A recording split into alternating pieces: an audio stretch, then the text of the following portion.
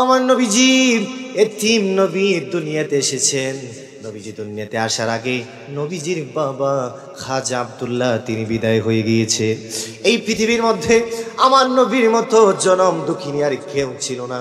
এই জন্য আল্লাহ কোরআনে বলে, আলাম ইয়াজিদকা ইয়াতীমান ফাআওয়া। আল্লাহ বলে, হাবিব আপনাকে কি আমি এতিম পাই নাই, তারপরে আপনাকে কি যে আমি আশ্রয় দেই নাই? হাবিব অবশ্যই আপনাকে আমি এতিম পেয়েছি, সেজন্য আপনি এতিমের সাথে কোনোদিন দুর্ব্যবহার করবেন না। আমার নবীজি দুনিয়াতে আসার আগেই নবীজির বাবা খাজা আব্দুল্লাহ মদিনায় গিয়েছিলেন ব্যবসা করার জন্য। ওখানে যাবার পরে আব্দুল্লাহ অসুস্থ হয়ে ওখানে ইন্তিকাল করলেন। ওখানেই খাজা আব্দুল্লাহকে দাফন করা হলো। আমার নবীজি পেটে ছিলেন আমেনার। আমার নবীজির মা আমেনা চিন্তা করতেছে, না হারে আমার স্বামী তো দুনিয়াতে নাই, কিভাবে আমার সন্তান আসবে? আমার সন্তান আসার পরে কে সন্তানের দেখাশোনা করবে? হঠাৎ করে আমেনা বলেন, একদিন রাত্রে আমি ঘুমিয়েছিলাম, ঘুমের ঘরে দেখি সাদা পোশাক পরা অবস্থায়, মাথায় সুন্দর পাগড়ি পরা অবস্থায় একজন বৃদ্ধ লোক আমি আমেনার হুজরাতে চলে এসেছি। আমেনা চিৎকার দিয়ে বলেন, মানান্তা আপনি কে? আপনার পরিচয় কি? ওই লোকটা ডেকে বলে, আমেনা তুমি আমাকে চিনবা না, আমি পৃথিবীর কোনো মানুষ নয়, আমি আল্লাহর রহমতের ফেরেশতা, আমার নাম হচ্ছে হযরত জিবরিল। আল্লাহু আকবার।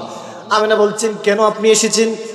জিবরিল বলছে, ও আমেনা আসার কারণ হচ্ছে তুমি পেরেশানিতে আছো, তুমি টেনশনে আছো, তোমার সন্তান দুনিয়াতে আসবে, কি করবে, তুমি টেনশনে আছো। আমেনা তুমি চিন্তা করো না, তোমার সন্তান দুনিয়ার স্বাভাবিক কোনো সন্তান নয়, তোমার সন্তানের সব কিছুর দায়িত্ব আমার আল্লাহ নিজ হাতে নিয়ে গেছে। আল্লাহু আকবার। আমার নবীজি দুনিয়াতে আসলেন, নবীজির বয়স যখন 6 বছর ছিল, একদিন আমার নবী শুধু কাঁদেন। আমেনা জিজ্ঞেস করলেন, বাবা কি জন্য তুমি কাঁদছো? আমার নবীজি বললেন, মা আমি কান্নার কারণ হলো আমার সমবয়সী সমস্ত সন্তানদের বাবা আছে, মাগো আমার বাবা কোথায়? আমার বাবাকে খুঁজতে তুমি একটু দাও। আমার নবীজির মা আমেনা বললেন, বাবা মুহাম্মদ তোমার বাবা তো দুনিয়াতে নাই, তুমি আসার আগেই তিনি মদিনায় কবরে চলে গেছেন। আমার নবীজি বললেন, মা তাহলে কাজ করো, আমি আমার বাবার কবরটা একটু দেখবো, দেখার ব্যবস্থা তুমি করে দাও। আমার নবীজির মা আমেনা খাজা আব্দুল মুত্তালিবকে বললেন, আপনার নাতি বাবার কবর দেখতে চায়, আপনি একটু যাবার ব্যবস্থা করে দেন। আব্দুল মুত্তালিব এই কথা শোনার পরে আব্দুল মুত্তালিব 2 জন যুবককে দিলেন পাহারা দেওয়ার জন্য।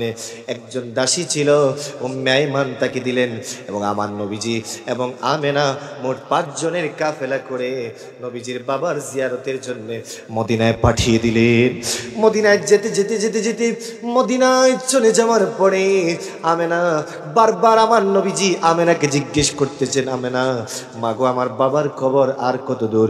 যেতে যেতে কবরের পাশে যখন চলে গেলেন, কবরের পাশে যাওয়ার পরে উঠের উপর থেকে আমার রাসূল জিজ্ঞেস করলেন, মা এখানে অসংখ্য কবর দেখতে পাচ্ছি, আমার বাবার কবর কোনটা? আমেনা বলেন, আমি যখন দূর থেকে দেখিয়ে দিলাম, বাবা মুহাম্মদ ওই যে কবর দেখতে পাচ্ছ, ওই কবরটাই হচ্ছে তোমার বাবা খাজা আব্দুল্লাহর কবর। আমার নবীজি উঠের উপর থেকে লাফ মেরে দৌড় দিয়ে বাবার কবরের উপরে যাইয়া গলা কাটা বাচ্চার মতো আমার নবীজি বাবার কবরের মাটির মধ্যে ধরে ধরে চিৎকার দিয়ে কান্না শুরু করলেন আর বললেন, বাবা গো বাবা তুমি কোথায়? আমি এসেছি তোমার সাথে দেখার জন্য। আমেনা বলেন, আমার নবীজি এমনভাবে কান্না শুরু করে দিয়েছেন, আমার নবীজির কান্না দেখে কবরের মাটি যেন ছটফট করতেছে। অসংখ্য মানুষ জমা হয়ে গেল, একজন আরেকজনকে জিজ্ঞেস করে এই লোকটা খেয়ে বাড়ি কোথায়? হঠাৎ করে একজন পাদ্রী এসে ডেকে বলে, এই লোকটার বাড়ি কোথায়? শিশু সন্তানের বাড়ি কোথায়? লগে কে এসেছে? হঠাৎ করে একজন আমেনা বললেন, আমি এসেছি আমার সন্তান কিনে। পাদ্রী আমেনার কাছে যাইয়া বয়, আমেনা গো তাড়াতাড়ি তাড়াতাড়ি করে এই সন্তান কিনে তুমি চলে যাও, এই সন্তানের খবর যদি ইহুদিরা পায় ওই সন্তানকে ওইখানেই তারা মেরে ফেলবে। আমার নবীজিকে নিয়ে আমেনা চলে আসলেন ভোগ বড়া ব্যথা লইয়া। আমার নবীজিকে নিয়ে আমেনা চলে আসলেন। আস্তে আস্তে আস্তে আস্তে আবুয়া নামক জায়গায় যখন চলে আসলেন, হঠাৎ করে আমেনা বললেন, তোমরা কাফেলা এখানে থামাও, এখানে আমার শরীর অসুস্থ হয়ে গেছে, আমি আমেনাও মনে হয় দুনিয়াতে বাঁচবো না। আমেনা যখন কাফেলা ওখানে রাখা হলো, হঠাৎ করে আমেনা ওনার দাসী সুয়াইবাকে ডেকে বললেন, সুয়াইবা রে, আমি আমেনার মন সাক্ষী দিচ্ছে আমি আর পৃথিবীতে বাঁচবো না।